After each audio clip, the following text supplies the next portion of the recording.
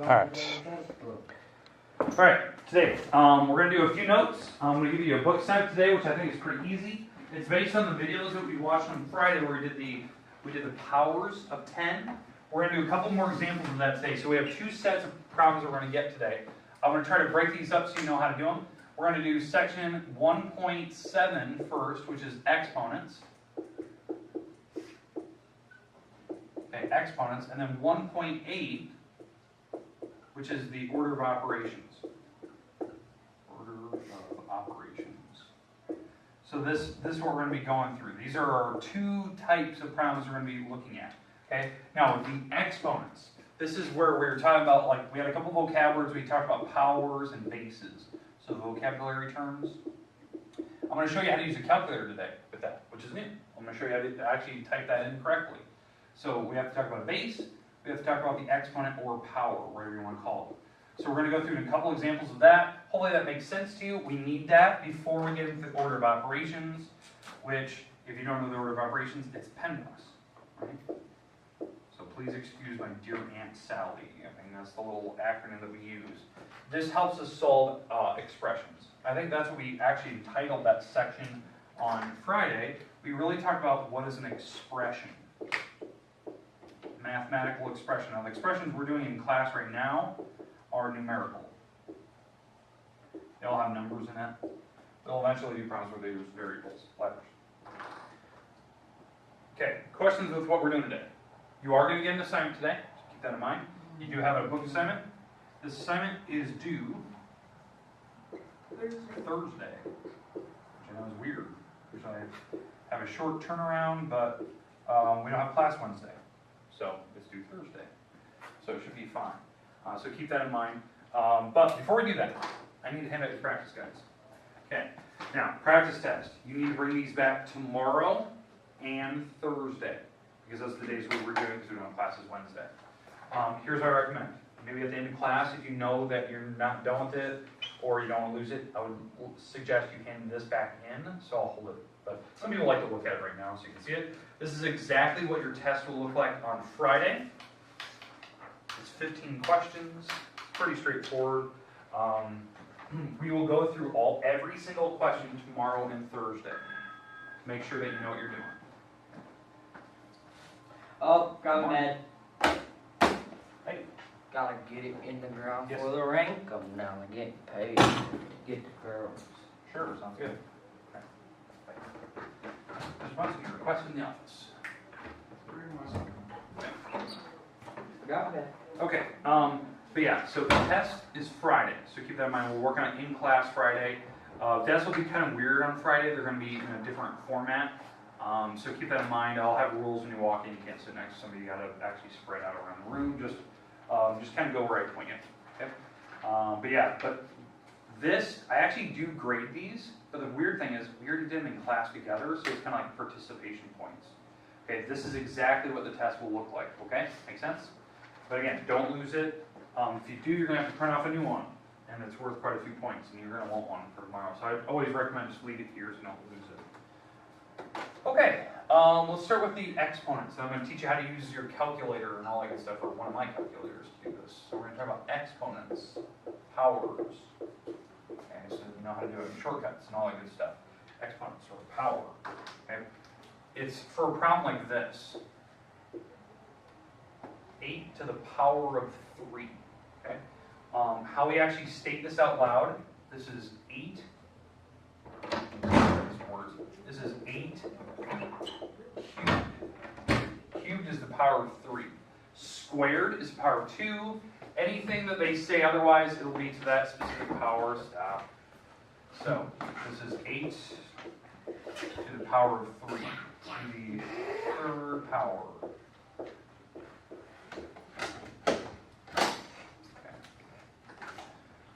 Alright, so this is what we're going to be talking about. So you're going to need a calculator right now. I'm going to hand one out. We're going to walk you through how to actually type this in. I'm doing it. Okay, here you go. Okay, make sure you turn it on, clear out the memory, so push clear a bunch of times to make sure there's nothing entered on the calculator itself. Why? Okay, so let's actually walk through how this works. So here's your calculator, you got your Oh, screen it's up here. weird. Alright, so you got your numpad. In fact, I better have one in front of me. Okay. Alright, so how we're going to type this in. Okay, your numpad is right in the bottom, so we're going to be typing in 8 to the third power.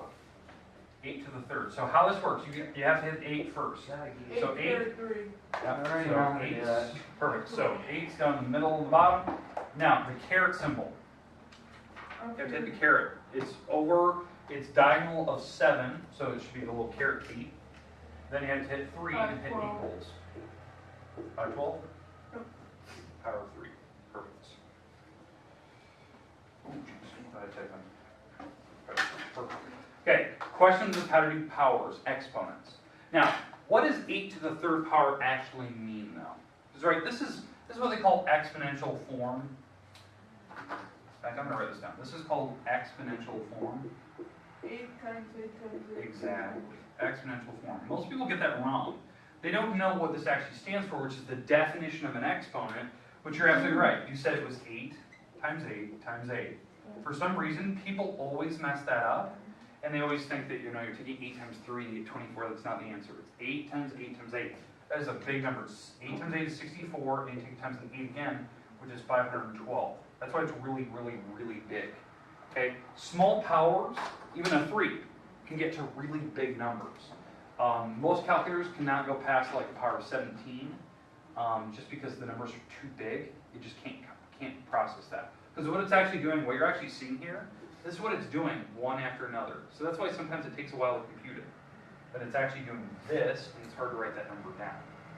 Okay? Let's say you're at home, and you don't have the luxury of one of these. Okay, you don't have the luxury of having a nice calculator at home. You can go into Google, and you can type in prompts into the Google search engine, and it will solve it. Now, how you type that in? You type it in exactly like this. 8, and then how you get to this key, the little caret key, you have to hit the shift 6 key. The shift number 6. This is a calculator that's already on your very main menu. Okay. But does it have powers? Does it actually have like scientific stuff? It should. If it doesn't, you could go in Google, type in 8, hit the little caret key, and then type in 3, and it will tell you the answer. In fact, Google will actually calculate it instantly. It won't actually wait. You don't even have to enter, it'll just tell you what the answer is. That's the beauty of having the Chromebook. It'll actually do some basic searches for you. Okay, questions with the powers, the exponents. You're going to have, I think, 11 problems you're going to have to calculate. Here's what I want. So what I want to see on paper. I want to see this. They give you the problem.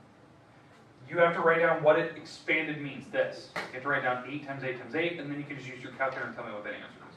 Because I actually want to see that you actually understand what 8 to the third power means in what they call expanded form, and then you actually tell me the answer using a calculator. Now, if the problem's easy, you should probably just do it. Just do it by hand. Because sometimes the problems are very, very straightforward and very, very simple. Okay, so let's do another example here. And I want to see if you guys can figure this out. Oh, I did this one. Okay, let's go with 2 to the 5th power. 2 to the 5th power. So now, what does that mean? I know what it is. Okay, but what does it mean? Like, expanded form, if we expand it out. It would be 10. No, 2, 4, 6, 8, 10. 2 times 2 times 2. Perfect, yeah. See, that's what it actually means. 2 times 2 times 2 times 2, which is, what do we get? 32. 32. That's the answer. Okay. This is what I expect to see on paper, right here. You're telling me what it means, and you're telling me the final answer. 2 times 2 times 2 times 2 is 32 on a calculator. Okay? All right, let's do one more.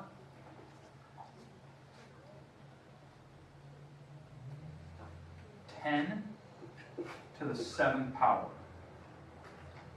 10 to the 7th. So what does that mean? 10 times 10 times 10. Yeah. And I got 7 times. Okay, so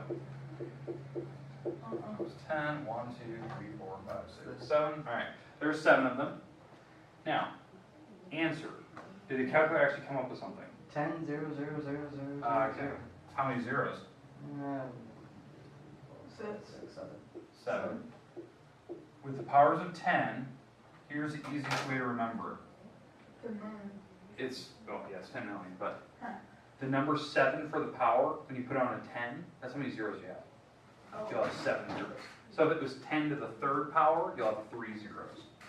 So 10 to the third power, well that's 10 with, that's a 1 with 3 zeros on it. So it's 1,000. That's just the shortcut when you do 10s. So 10s you really probably don't need a calculator for. Anything else you probably do, because the numbers will become really, really big.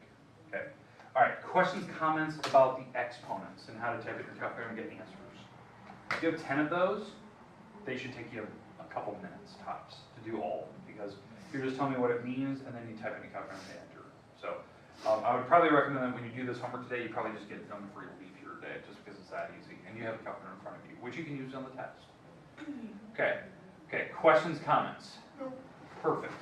Let's go through the next part, the order of operations. Order of operations. I'm going to put a problem on the board. I want to see what you guys come up with. 6 plus 2 to the third power divided by 4 minus 10 times 2 plus 7.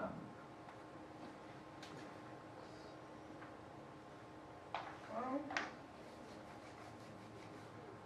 Actually, let's go. Let's change that 10. Let's go. Let's just change it to a 1. Put a 1 there. So, sorry. Let's just put a 1 there. Okay. Now, let's try to do this without a calculator, because I know the calculator can somewhat do this. Okay. Let's see what you guys can come up with.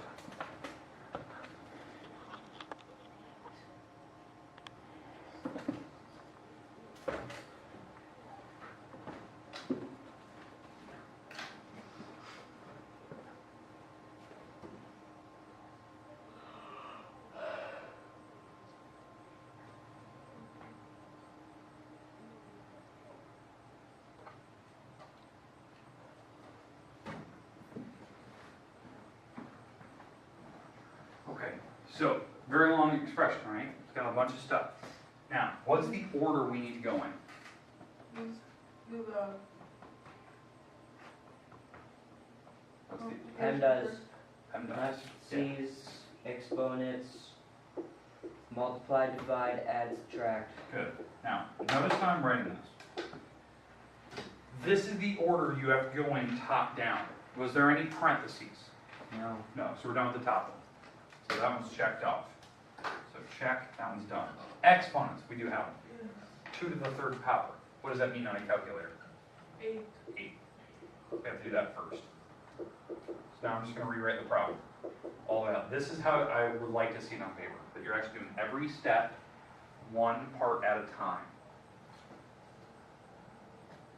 Okay, so now we're done with the exponents. There's no more exponents in that problem. I replaced the 2 to the third power with an 8, because that's what it means. 2 times 2 times 2. Okay, so now, multiply or divide. It does not matter which one of these two comes first. You have to go left, right, like reading a book. So left to right. So when I'm looking left to right, what part do you have to do first? Multiply or divide? Divide. Divide. I have to do this part. Because as I go left, right, divide came first on this particular problem. We have to do that first. So what's 8 divided by 4? 2. 2. Okay, notice this. This made 2. When I took 8 divided by 4. So I'm doing one part at a time. Now that we're there, now we can keep going. We still have multiplying. So as I go left to right, I still have the 1 times 2, which is? 2. It's 2. So this is where we're at so far. So this is where we're at. And now we're here. So we're done with the multiplying and dividing part. Now you can add and subtract left to right as you go. So what's 6 plus 2? That's 8. And we're going to subtract 2 and add 7. So then we can just keep going left to right. That's 8 minus 2 is 6, and we're going to add 7. So your final answer is 6 plus 7, 13. That's your final answer on that problem. That's what I'm looking for. We got to a final answer. What we're doing there is we are simplifying. We're not solving, we're simplifying the problem down. In fact, we're actually evaluating what this thing comes down to. It actually went all the way down to a single digit, called a constant, right? It came down to a single digit. But that's the order. If there's parentheses, you have to do those first. You have to do exponents, multiply and divide, left to right, and then add or subtract, and it doesn't matter which one comes first there either. That's why I put them side by side. Add or subtract as you go left to right. Okay. Would we like to try one more of these, or do you think you're good? That's basically what homework is. You have a couple of the exponent ones where you did earlier, and you have a couple of these. What do you think? Okay. Good. All right. So here's your homework. I'm gonna give it to you. It's due Thursday. I'd recommend that you get it done right now. That way you don't have to worry about it. That way tomorrow and Thursday we can spend the whole time just reviewing that practice guide, so you know exactly what to do. But here's your homework today. And again, if you need to borrow a book, I think I have an extra one. I think I have one. All right, here it is. It's page 30. This is the first one. That's the exponent stuff. Page 30 is numbers 11 through 21. Exercise A is the only one on the page. I don't know why I need to exercise A. Then you're going to turn the page to page 31, and you're doing numbers 1 through 11. Exercise A. It's the only ones on that page. Okay, so here's your homework. This is due Thursday. Put them all in the same paper. Put your name on it, all that good stuff. If you get done, turn it in, put your name on it, put the date, page numbers, all that good stuff.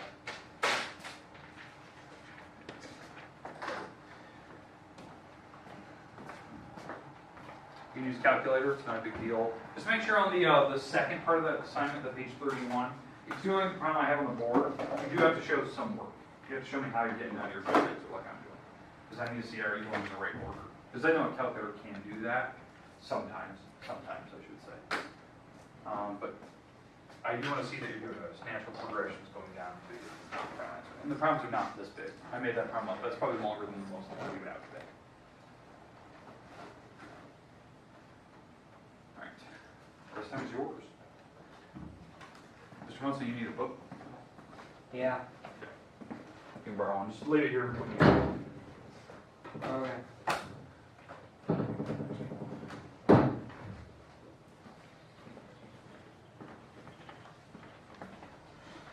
You guys don't have cross country review today, do you?